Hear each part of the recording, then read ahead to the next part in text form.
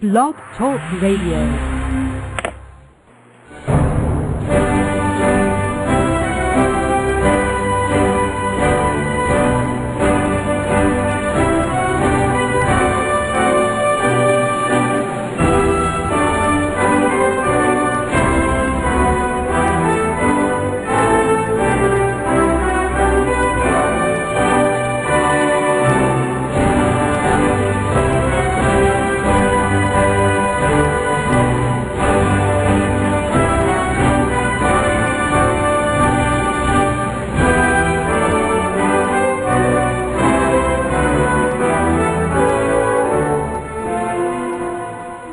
Boa noite, meus amigos. Estamos aqui de volta.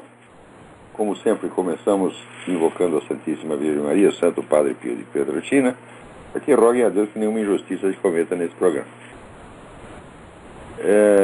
Queria primeiro avisar vocês que em abril próximo eu vou dar um curso aqui que é Problemas de Filosofia da Ciência. O curso vai em maio, no começo de maio. Esse curso vai ser dividido em duas etapas. Vai ter uma parte em maio, a segunda parte eu creio que será em outubro, abordando algumas questões absolutamente essenciais. Eu acho que é talvez o curso mais importante que eu dei nos últimos anos, que são questões a respeito das quais circula uma confusão imensa. Depois eu dou um programa para vocês direitinho, e as inscrições, como sempre, são com o Sr. Eduí. Telefone 041-9974-4443. 041-9974-4443. Depois eu dou uma informação mais extensa sobre o curso. Né? Queria começar aqui respondendo a pergunta do Miguel Luiz Graciano. Ele disse: outro dia no Blog Talk Radio o senhor comentou rapidamente sobre os inúmeros títulos de revistas de cultura nos Estados Unidos. Eu disse isso porque um cretino na Folha de São Paulo, né, que não, os Estados Unidos não tem cultura superior, né? Aquilo lá, os caras são muito pragmáticos, eles só pensam em dinheiro, né? Ele está descrevendo exatamente o que eu sei que é o Brasil, tá certo? E dizendo que é os Estados Unidos, né? Daí eu falei, mas isso é absurdo. Se você pegar só o número de revistas de cultura que circulam no Brasil, nos Estados Unidos, são milhares e milhares e milhares de uma altíssima qualidade que nenhuma revista de cultura brasileira jamais pensou em alcançar. E você sabe que a revista de cultura no Brasil não dura. Você lança, sai número 1, número 2, número 3, quando chega no 4, faliu a revista. Inúmeras revistas faliram. A que mais durou foi a revista Anhembi, do falecido Paulo Duarte, uma revista de altíssima qualidade. Ela durou, creio que até os anos 60. Um verdadeiro milagre. Agora, aqui, é claro que eu não posso dar uma lista, mas eu vou te sugerir três títulos que eu considero assim, entre as melhores. Não digo que são as melhores, mas para mim são as de mais interesse. Uma é o New Criterion, que é dirigido pelo Roger Kimball. E o Roger Kimball é o sujeito que vive procurando novidades na esfera das ideias e colocando na revista dele, ou às vezes publicando livros, né? Então, New Criterion. A segunda é Commentary. Commentary é de um grupo de intelectuais judeus de Nova York. É que os judeus tiveram uma importância enorme na formação da cultura nova-iorquina, e ainda tem essa revista Commentary, que é de altíssima qualidade. Essa revista já é antiga. E uma terceira, que é uma revista relativamente nova, surgiu 1 ou 2 anos atrás, chamada Academic Questions. Academic Questions foi formada por um grupo de professores universitários, tendo em vista justamente o problema da decadência do ensino superior nos Estados Unidos.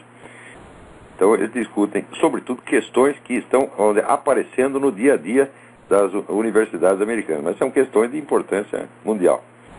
E queria também recomendar uma revista inglesa, que circula muito aqui, muito respeitada, talvez, como revista de pensamento político conservador, ela é a melhor que tem no mundo. Chama-se The Salisbury Review. Salisbury Review foi fundada pelo filósofo Roger Scruton, e é inglês, mas agora está morando aqui na Virgínia, né? Ele saiu da Inglaterra quando proibiram a caça à raposa, que aqui na Virgínia ainda tem. E ele, como ele é um fazendeiro, inglês, estou fazendo inglês viciado nesse negócio de caça-raposa. Ele falou, não fico mais aqui nem um minuto. Então, Salisbury Review. Tá bom, Miguel? Aqui também, o Paulo Camargo, né, me escreve uma carta. A carta é longa, eu não posso ler inteira, vou ler só os pedacinhos e tentar respondê-la. De uma dúvida fundamental vem me perseguindo há muito tempo. Compreendi em diversas oportunidades que o senhor falou sobre o assunto, que os intelectuais e filósofos não podem se dar ao luxo da tibieza no enfrentamento com o movimento revolucionário. Tem de agir com coragem e confiança em sua luta ou na guerra cultural. A dúvida que me surge é a seguinte: quando o senhor faz colocações como se eu visse fulano cuspiria na cara, ou fulano merece um tapa na cara, o senhor de certa maneira não está incentivando o ódio aos agentes do movimento revolucionário? Mas é claro que não. Quer dizer, você punir, castigar o cara, não quer dizer que você tenha ódio. Olha, é o seguinte, se eu estou com ódio de um sujeito, eu fico quieto.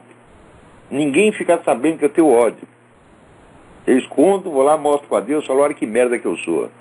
Só porque o sujeito me fez isso, aquilo, eu estou com ódio dele. Então, eu espero passar.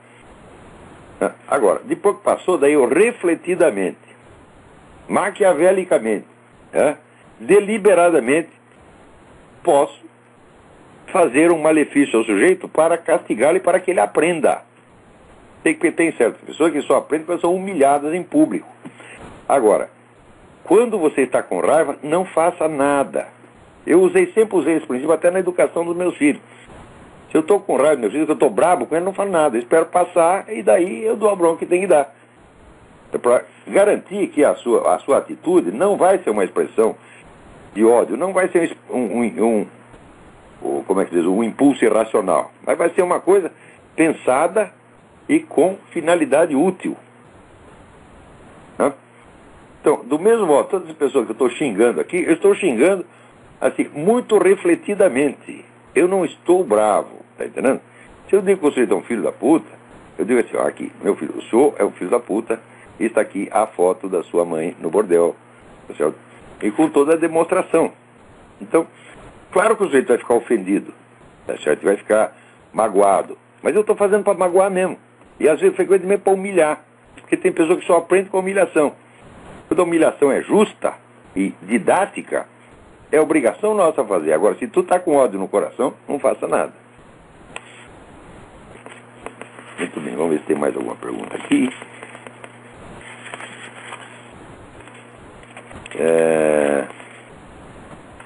Tem aqui, vamos avisar aqui, o Wilson Bonfim, do site evangemedblog.blogspot.com, me informa que ele escreveu um estudo sobre esse negócio da lei anti-homofóbica, a PL 122. Eu li o estudo dele, o estudo está muito bom, não está bem escrito. Wilson, você precisa aprimorar sua linguagem, mas está muito bem pensado, trabalho muito sério. Parabéns, Wilson Bonfim. E se vocês forem lá no site http://evangemedblog.blogspot.com, vocês vão ver lá um trabalho muito interessante, muito esclarecedor a esse respeito. Mas já tem gente na linha. Alô, quem é? Alô? Alô? Alô? Alô? Quem é? Alô, professor, tá me ouvindo? Muito mal, mas estou. Professor, meu nome é Eugênio. Tudo bem? Oi, tudo bem, professor? Professor, sua pergunta, uma dica, na verdade. Eu sou estudante de relações internacionais e o que eu vejo no curso são muitos livros baseados na teoria crítica, construtivismo e toda aquela baboseira um pouco marxista. E eu gostaria que, se o senhor pudesse passar uma dica de livros de relações internacionais, sobre relações internacionais, política internacional, que o senhor conheça e possa dar dica para nós aí. Olha, eu vou te dizer uma coisa, gente. Eu nunca li um livro de relações internacionais que me satisfizesse. Eu acho que toda a disciplina de relações internacionais está toda ela viciada.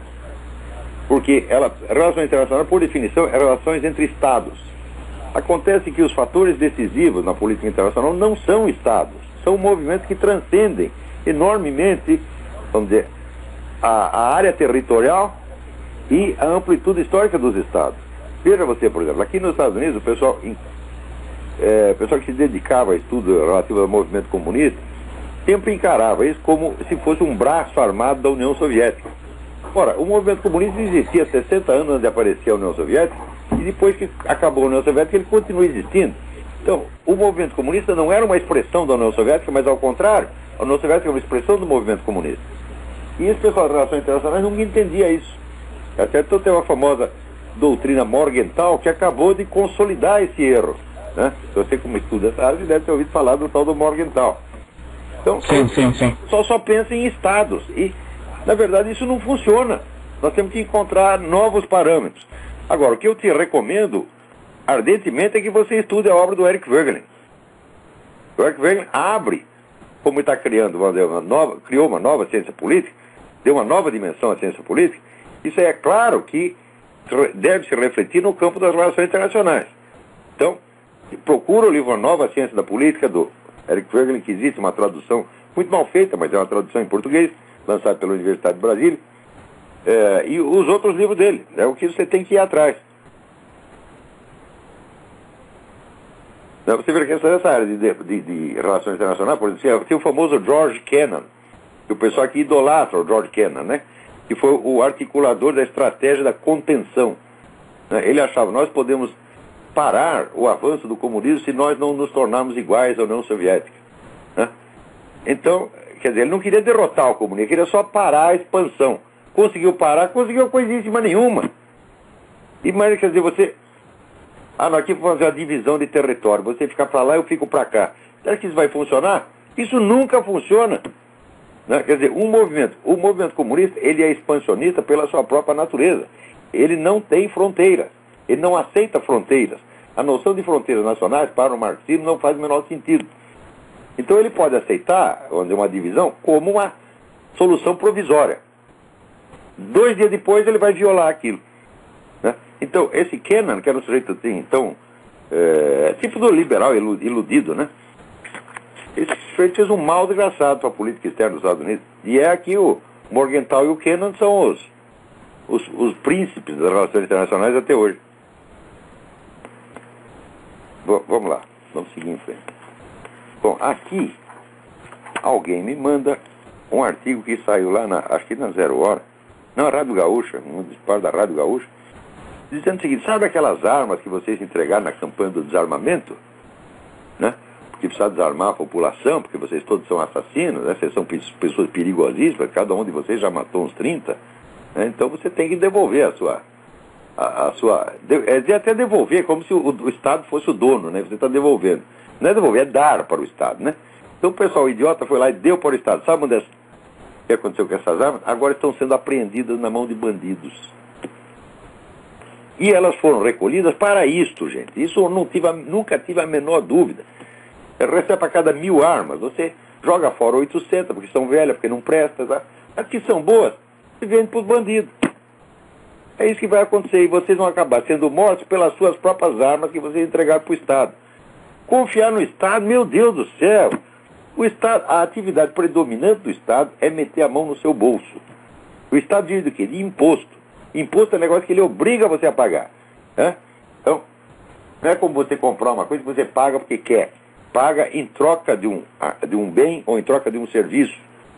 No Estado, não. Ele te cobra o imposto independentemente de ele prestar o serviço ou não. Por exemplo, né? Você fala mal do homossexualismo, você pode ser preso. E as pessoas que estão prendendo você são pagas com o imposto que você mesmo pagou. Quer dizer, paga para o Estado prender você. Né? Então, esse respeito sacrossanto que tem do Estado no Brasil é uma doença. Tem que acabar com essa coisa, pô. No Brasil tudo se conta com o Estado para resolver tudo. E ainda querem... Sempre foi um vício brasileiro, isso aí, mas desde que chegou Dom João VI do Brasil, a coisa é assim. E quando chegou Dom João VI, ele estruturou o Estado. Não havia sociedade. A sociedade era assim. Era um bando de proprietário rural, escravagista, um bando de escravo e um bando de pé rapado em torno. Né? Daí ele criou o quê? Um bando de funcionário público. Então o Brasil, de certo modo, teve um Estado antes de ter uma sociedade civil minimamente coesa, minimamente organizada. E ficou esse vício. O Estado é sempre mais poderoso que a sociedade. Note bem, quando o Estado é mais poderoso que a sociedade, isso é a definição do totalitarismo. Vocês têm que meter isso na cabeça. O Estado tem que estar sob o controle da sociedade, tem que servir à sociedade. Por isso chama serviço público. Agora, o burocrata que oprime você, tá certo? O fiscal que te manda para a cadeia por não cumprir uma lei impossível de cumprir, por exemplo, eles colocam mais imposto do que qualquer um pode pagar. Daí o pessoal não paga, eles põem na cadeia. Você acha que isso é serviço público, porra? Isso aí é um monte de vagabundo se servindo das leis para oprimir o povo e encher os bolsos de dinheiro. Tá certo? Então, muito bem. Agora aqui, me mostra aqui do blog do Reinaldo Azevedo, ele transcreve uma entrevista que saiu na Folha com um promotor de justiça do meio ambiente, Marcelo Goulart. As coisas que o sujeito fala, mas assim, dá tanta bandeira e por outro lado é tão hipócrita, tá certo? Tão desonesto. Né? Olha aqui o que ele diz. A visão do Ministério Público como mero agente processual está superada desde a promulgação da Constituição de 1988. O membro do Ministério Público é agente político. Ora, no Brasil ninguém mais exerce a sua profissão, né? Quer dizer, o promotor de justiça não está lá para promover a aplicação das leis. Ele está lá para fazer política em favor do seu partido. Assim, em favor das concepções do seu partido. Assim como esse, o Marcelo Goulart está lá para isso. Ele diz que ele está apenas cumprindo a Constituição e as leis. Mentira. Não é isso que ele está fazendo, não. Né? O sujeito é o maior defensor do MST. Né? Daí, ele diz que a obrigação do agente político é colaborar com as forças democráticas. Nós sabemos o que esse pessoal entende por força democrática, os comunistas, evidentemente. Né? Daí, o repórter pergunta, como o senhor distingue as entidades progressistas das outras? Daí ele define assim. As forças sociais democráticas são aquelas que assumem o compromisso de implementar o projeto democrático do quê? Da democracia participativa. Você sabe o que é democracia participativa? É o império das ONGs, tá certo? Por cima dos partidos políticos. Ele mesmo diz isso, ele declara isso, quer dizer que os partidos políticos estão superados. Agora a democracia... são as entidades da sociedade civil organizada, que eles mesmos organizaram.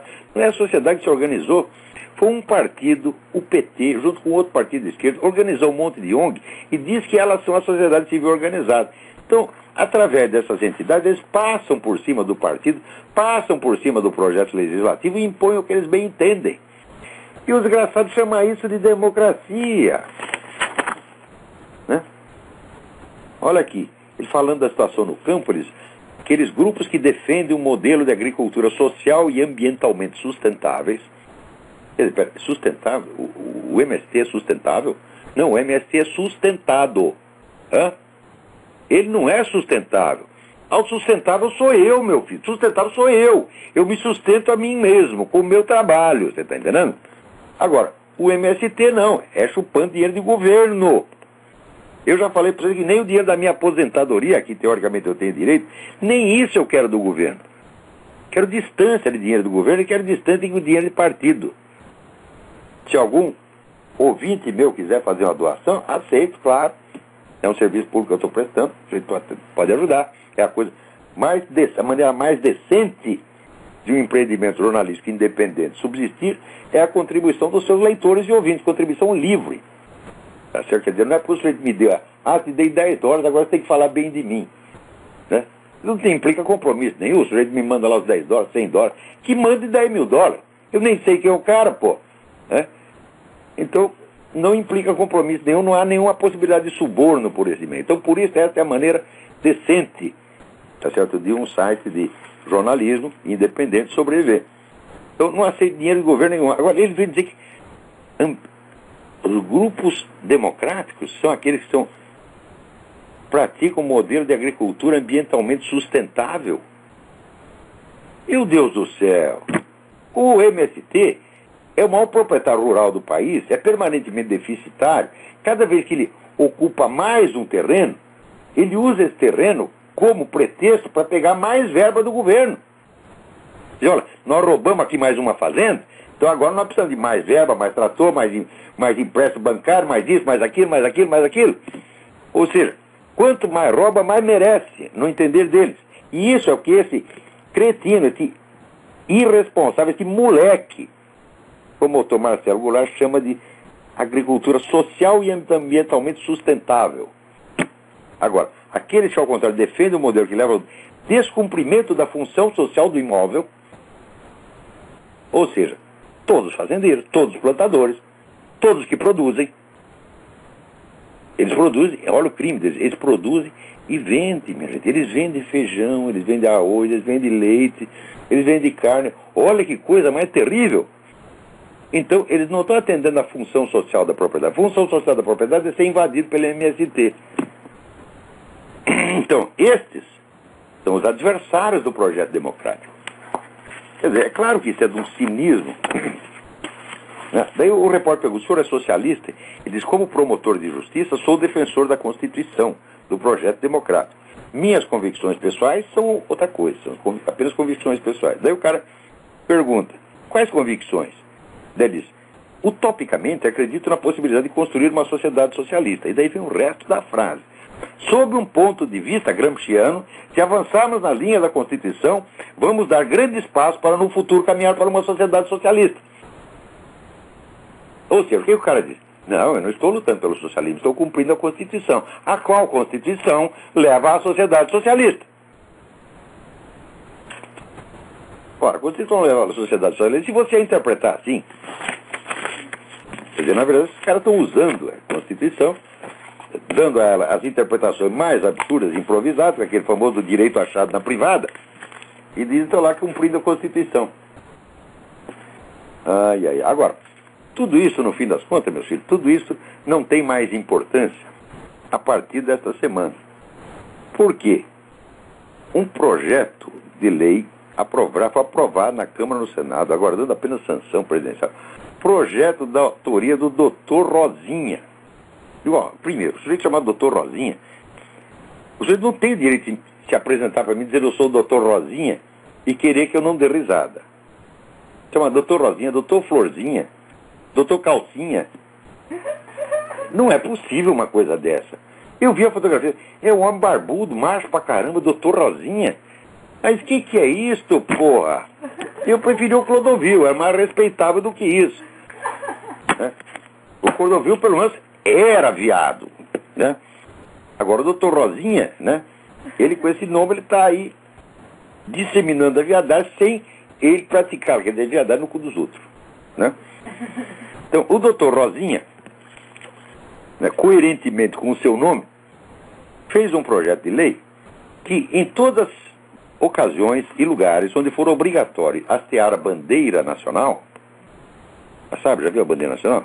Aquela com losango, tem uma bolinha, tem uma faixa escritório de progresso, estrelinha, verde, amarelo, azul e branco. Onde você hastear aquilo, você vai ter que hastear junto à bandeira do Mercosul, na mesma altura da bandeira nacional. Ou seja, um acordo comercial, agora, está colocado na mesma altura, na mesma dignidade da nação inteira e do seu símbolo, que é a bandeira nacional. Olha, eu não vi a bandeira do Mercosul e não quero ver, tá certo? Agora, eu tenho uma sugestão, gente. Como é que é para responder a esse projeto, a essa maldita lei? É para descumpri-la. Não é para cumprir essa lei, essa é uma lei iníqua. Essa é uma lei que ofende o país. É uma lei que diminui e que avilta o país. Nenhum país pode consentir em dizer que ele é tão importante quanto o último acordo comercial que ele assinou. Não é isso? Ora, essa lei não pode ser cumprida. Então, eu sugiro o seguinte: vocês querem ganhar dinheiro, querem ficar rico, vocês imprimam rolos de papel higiênico com a bandeira do Mercosul e vendam. Vai ser um sucesso, gente. Entendeu? Sobretudo depois que entrou a Venezuela no Mercosul, porra. Agora, não esqueça, o brasileiro já perdeu o senso do certo e do errado, o senso das proporções, tudo. Então ele consente uma coisa dessa, e isso passa pelo Congresso, sem que uma pessoa perceba a total desproporção da coisa. Ora, na Europa, os caras hasteiam a bandeira da comunidade europeia, porque a comunidade europeia é um Estado supranacional. Né? Quando havia apenas a Comunidade Econômica Europeia, ninguém hasteava a bandeira da Comunidade Econômica. Agora, eles querem fazer um Estado supranacional? É exatamente o que eles estão fazendo. Há 20 anos eu anuncio aos meus alunos: o Brasil não chegará ao fim da primeira década do século XXI como entidade política independente. Preste atenção. Se estão mandando você hastear a bandeira do Mercosul, é porque já estão tratando o Mercosul como se fosse um Estado supranacional com poderes autônomos superiores à soberania nacional dos vários países. Isso aí já estão fazendo e daqui a pouco o Brasil vai ser apenas um entreposto do Mercosul. E esse negócio de hastear a bandeira junto com o Brasil, a do Brasil, é para você já ir acostumando. O passaporte que o brasileiro recebe quando viaja hoje não é mais o passaporte do Brasil com as armas nacionais, é o passaporte do Mercosul. Como se o Mercosul já fosse um Estado supranacional. Eles estão vendendo para vocês um Estado supranacional, passando por cima da soberania nacional, sem nem dizer que estão fazendo isso e que nem vocês percebam. Essa é a modalidade de fazer política hoje. É tudo por baixo do pano, é tudo disfarçado. Ora, quem é disfarçado dessa maneira é bandido. Então são todos bandidos, doutor Rosinha, seu Rosinha é bandido, né? Esse governo está todo cheio de bandido. Isso aí é o que? A multinacional do crime. Esses caras que estão governando o Brasil. Então, a única coisa a fazer com a bandeira do Mercosul, a única coisa útil é isso: imprimir rolos de papel higiênico com a bandeira do Mercosul dos dois lados, para não correr o risco, né, de que você limpe o seu orifício fecal com o outro lado. Tem que ser com esse lado aqui. O negócio tá brabo, hein, gente? Puta vida, puta vida. Agora, para não dizer que é só no Brasil. Aliás, falando no Brasil, é o seguinte: fizeram lá no Recife, na praia de Boa Viagem, um parque, derrubaram lá uma floresta, fizeram a floresta bonita lá, derrubaram tudo, fizeram um parque em homenagem à mãe do seu Lula, Dona Lindu, né? E, bom, até aí é normal, aquele negócio do cordão do puxa-saco cada vez aumenta mais. Quer dizer, o brasileiro é um psicofanta nato, ele nasce, né, e já pendura no saco do médico para puxar o saco do médico para ver se barateia o preço do parto, né? E daí vai puxando o saco, né, pela vida fora. Mas daí chamaram para fazer o parque, tem o Oscar Niemeyer, tá certo? Então, que é um arquiteto de 102 anos de idade. Quer dizer, como é que pode fazer? Confiar num projeto do arquiteto de 102 anos de idade? Não pode, meu filho, não pode. Ele já está senil, mas já passou da senilidade, né? E o cara fez lá um negócio horroroso, medonho, e a população se revoltou e estão distribuindo na internet esta música. Vocês prestem atenção, porque o negócio é um esculacho terrível, mas inteiramente merecido, né? Não há outra maneira de expressar o sentimento popular senão esta música. Prestem bem atenção.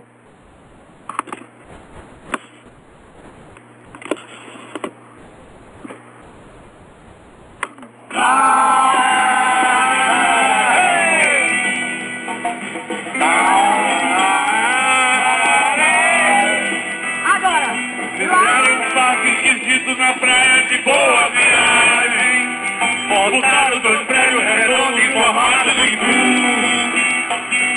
o mar é feio de cena de costa e frente, e o verão todo diferente, o verão mãe do presidente, a Dona Lindu. Dona Lindu, Dona Lindu, Dona Lindu, que mais feio de Boa Viagem. É todo concreto, não tem nenhum pé de bambu. Oscar Niemeyer, arquiteto idoso, fez aí do projeto feioso, só para comer o velho cu da Dona Lindu. Dona Lindu. É isso aí, gente. É um esculacho, mas é inteiramente merecido, porque viram a foto do parque. Se fizesse um negócio daquele para minha mãe, eu matava o sujeito, tá entendendo? Agora vai lá, o Lula, né, porta a fita inaugural, né, todo mundo puxa saco, né, todo mundo bate palminha e fica tudo por isso mesmo. Coisa medonha, gente. Aliás, tudo que Oscar Niemeyer fez é medonho. Vocês não têm um pouco de senso estético, não? Né? Você vê aquela Catedral de Brasília, eu pensei, em que ele se inspirou para fazer aquilo? É muito simples. Ele pegou um cacho de banana, virou de cabeça para baixo, saiu o formato da Catedral de Brasília. Né?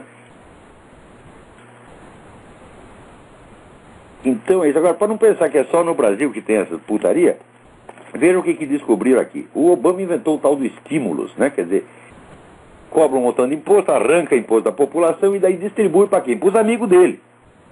Né? Por exemplo, já no segundo dia da presidência ele soltou uma verba de 5 bilhões de dólares para a Acorn, que é aquela ONG que fabricou títulos de eleitor falso para favorecer a eleição do Obama. Então, muito bem. Daí precisamos do estímulo para salvar o país, etc, etc. Eu digo, eu nunca vi, né, ninguém se livrar de dívida fazendo mais dívida. Isso é impossível, né? Mas, como é que está a distribuição do dinheiro? Agora fizeram as contas e viram o seguinte. Os distritos que são do Partido Democrata estão recebendo 2 vezes mais dinheiro do estímulo do que os distritos republicanos. Então, mas que putaria! Como é que pode? É claro que esse negócio de estímulos não foi inventado para melhorar a economia americana, coisíssima nenhuma, mas só para favorecer a corriola do presidente. Né? Peraí, tem alguém na linha. Alô, quem é? Alô, quem é? Ricardo. Alô, Ricardo, tudo bem? tudo bem? Eu queria fazer uma pergunta sobre tabagismo. O senhor disse que, não sei se o senhor sabe, que a autópsia do pulmão de um fumante é completamente o pulmão fica completamente escurecido pela fumaça. O senhor não acha que isso é uma dificuldade para a absorção de oxigênio pelo pulmão? Olha, meu filho, o negócio é o seguinte. Eu estou fumando há 47 anos, 2 ou 3 maços de cigarro por dia. E a última vez que eu testei minha capacidade pulmonar, era igual, faz o quê? Faz uns 2, 3 anos. Era igual ao do meu sobrinho Rodrigo, que é jogador da Seleção Nacional de Basquete. Tá certo? Qual é a probabilidade disso acontecer? Outro dia eu fiz uma lista dos maiores cantores líricos do século XX. Caruso, Mário del Mônaco, né? Pavarotti, Jerome Hines, Eldor Chaliapin, eram todos fumantes. Qual é a possibilidade estatística disso acontecer? É 0,0000001%. As 40 pessoas do mundo são todas fumantes. Um parou de fumar aos 102 anos porque achou que estava fazendo mal. E assim por diante. Olha, esse negócio tabagista é uma chantagem psicológica baseada em argumento falso. Agora, quando você passa para o fumo passivo, então, nossa senhora. Outro dia chegou aqui uma pesquisa científica, pesquisa seríssima, dizendo o seguinte: se você fumar 15 cigarros, não é 15 cigarros por dia, ou 15 cigarros por ano, ou 15 cigarros a cada 10 anos, 15 cigarros no total, o seu DNA já está alterado e você está entrando num grupo de alto risco. É claro que esse pessoal está gozando na nossa cara. Mas é evidente. O senhor rejeita... Agora, se você quiser ficar com medo, né, se ler, eu vou morrer. E bom, então é o seguinte, você se afasta de mim, né, porque perto de mim está cheio de fumaça, tá entendendo? Não chegue perto que você vai morrer. Primeiro cigarro que eu fizer, puf, você cai morto. Né? Se quiser viver com medo, com o rabo entre as pernas, viva, mas não me dê esse conselho.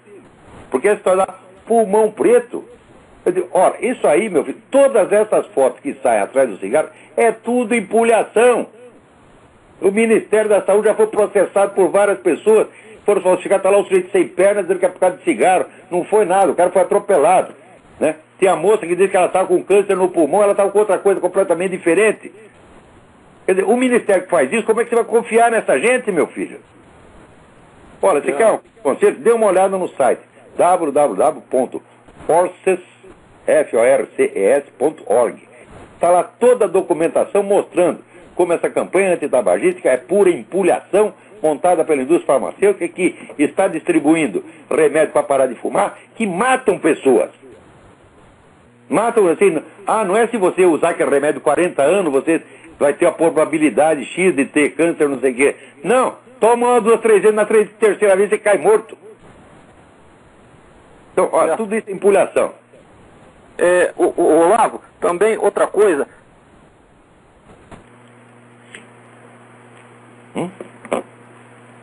Pifou a ligação. Peraí, tem mais gente aí no caminho. Alô, quem é? É o Marcelo?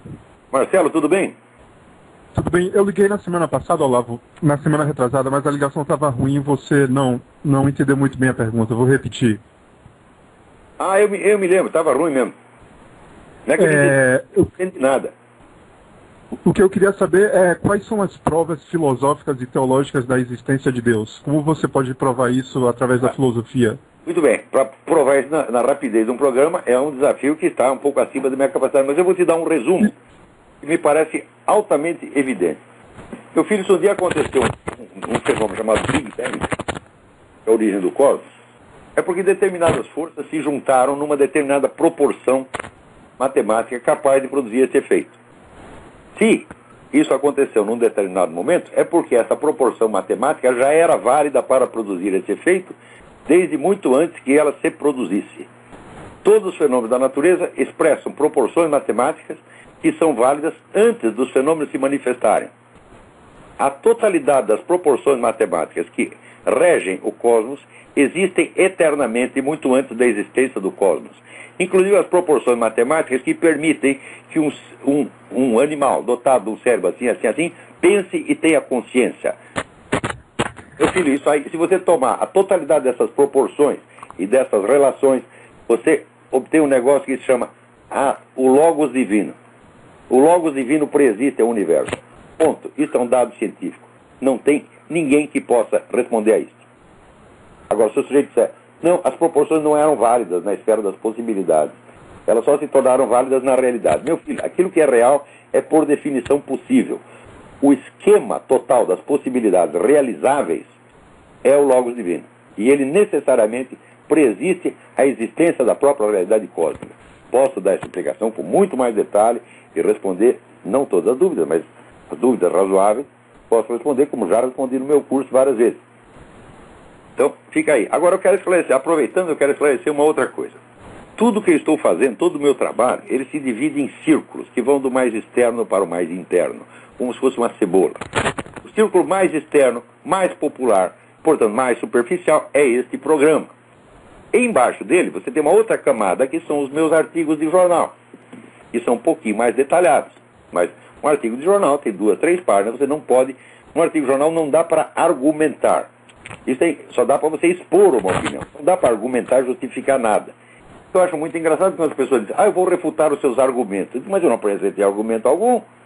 Eu apenas descrevi um estado de coisas. Eu não defendi a minha opinião, eu só a expus. Porque no jornalismo atual, que é o jornalismo minimalista, não dá para argumentar nada. Antigamente, quando se podia publicar artigos de 10, 12 laudos, tudo bem. Agora não, é o máximo de 3 laudos. Quer dizer, já é um jornalismo feito para imbecis. Então, a segunda camada é o jornalismo onde eu apresento algumas visões de fatos contemporâneos.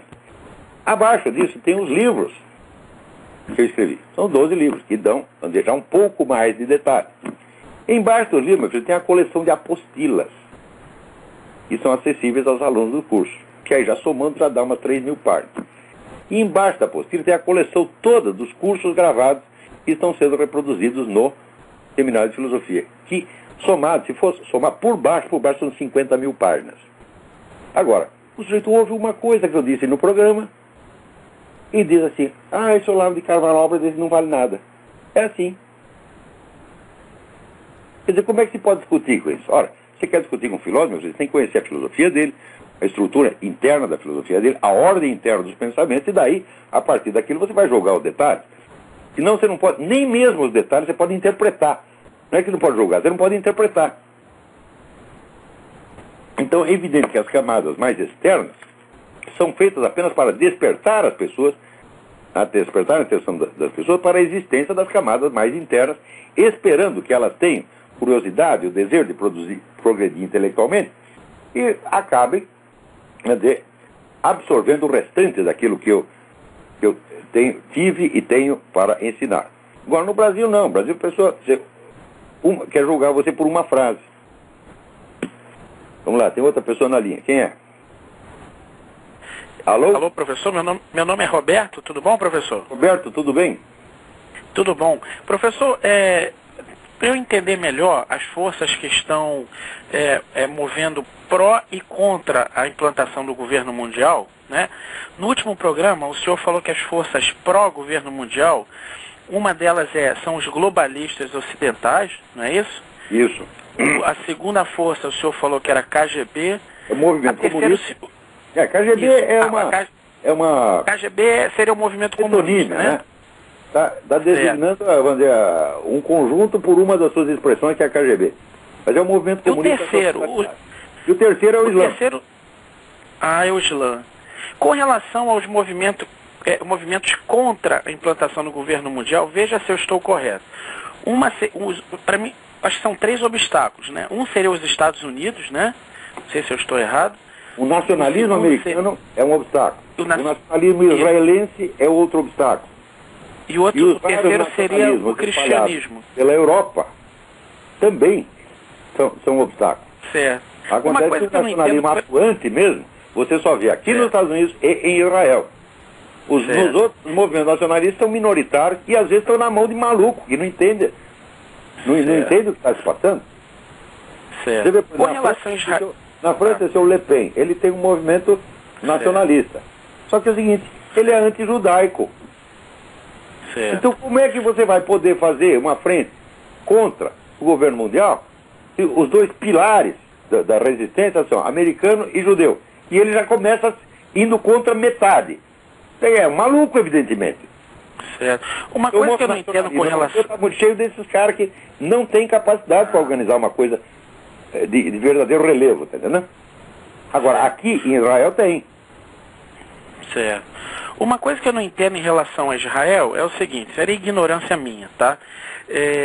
Por exemplo, eu lendo alguns artigos, dizem que quem criou o Estado de Israel foram as forças que criaram a ONU, né? Ou seja, as forças globalistas. Se essas forças globalistas criaram Israel, então por que Israel está sendo, vamos dizer assim, a ONU não era a força contrária? A ONU não tinha a menor presunção de ser um governo mundial. A ONU nasceu de um acordo entre Estados soberanos. Foi depois.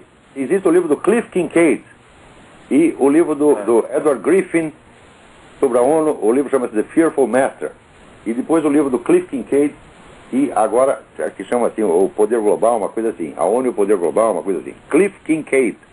Aí você vai ver que a transformação da ONU em instrumento de implantação do governo mundial foi uma coisa bastante posterior. Começou nos anos 70. Tá. Tá certo? Então, não se esqueça o seguinte, quem era o secretário-geral da ONU quando surgiu o Estado de Israel? O nosso Oswaldo Aranha, grande diplomata brasileiro. Meu Deus, quando você vê um homem da estatura, da coragem, vamos dizer, da virilidade intelectual e política do Oswaldo Aranha, e compara com esses merda que tem hoje, esses capados, tá entendendo? Bando de vigarista, capado, sem vergonha. O Brasil decaiu muito.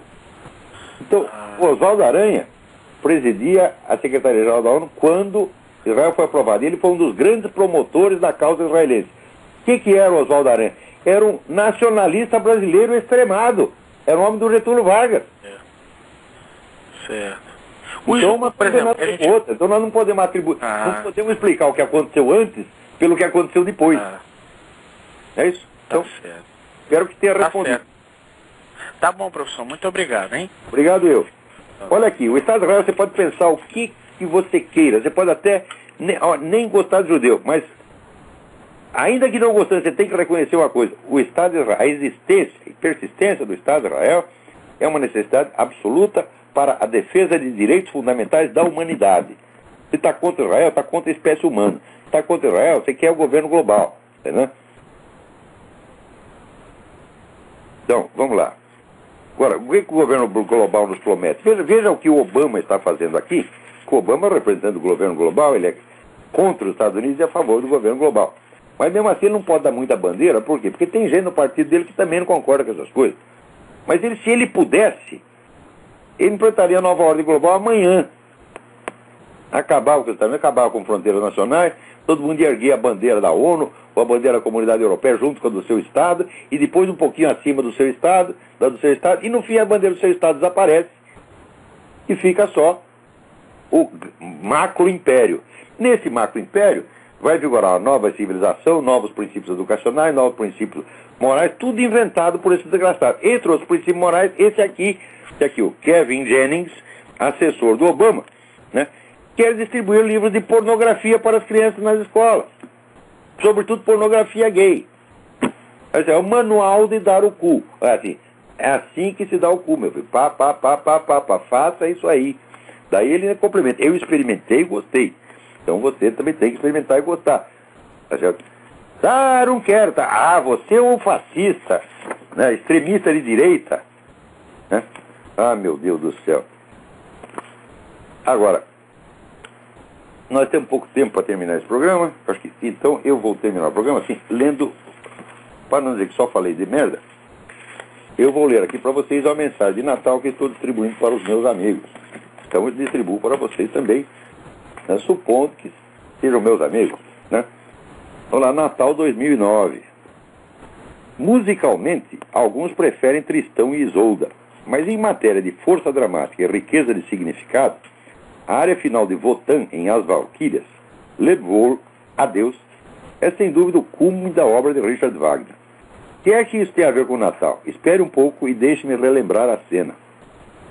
Pressionado por sua esposa Fricka, que lhe cobra seus deveres de mantenedor da ordem cósmica, Wotan, o equivalente germânico de Zeus, promete a contragosto punir com a morte seu neto Sigmund, culpado de adultério e incesto com sua irmã Siglinda. Para isso, ele envia sua filha mais querida, Brunilda, ao local onde o marido de Siglinda vai duelar com Sigmund, para assegurar que Sigmund, privado de todo auxílio divino, seja morto no duelo. No momento decisivo, Brunilda deixa-se tomar de compaixão por Sigmund e, descumprindo a ordem recebida, tenta protegê-lo. Wotan tem de intervir pessoalmente, fazendo em pedaços a espada mágica de Sigmund e deixando que ele seja morto pelo marido de Siglinda, Hunding. Então logo termina o duelo, Wotan, desgostoso consigo próprio e cheio de desprezo pelo vencedor, mata Hunding com um simples sopro. Agora, o rei dos deuses tem de punir a filha para não permitir que um ato de traição perturbe a ordem do Valhalla, o céu dos deuses germânicos. Atormentado pelo conflito insolúvel entre o dever de governante e o amor paterno, Wotan queixa-se de que, entre todos os seres, o mais miserável e sofredor é ele próprio. No instante em que ele se prepara para matar Brunilda, ela apela à compaixão do pai, pedindo que a sentença de morte seja substituída pela de expulsão. Wotan abraça ternamente a filha e a faz adormecer numa montanha protegida por um círculo de fogo, prometendo que nenhum homem indigno tocará nela, e que, ao despertar como criatura humana, desprovida de poderes divinos, ela terá por marido um nobre guerreiro que a protegerá de todos os males. Wotan despede-se da filha e, enquanto ela adormece, sai cabisbaixo, derrotado pelo seu próprio poder. Esse episódio marca o instante em que a ordem do mundo mitológico entra em contradição consigo própria e descobre o seu limite. No mundo dos deuses não há lugar para a compaixão.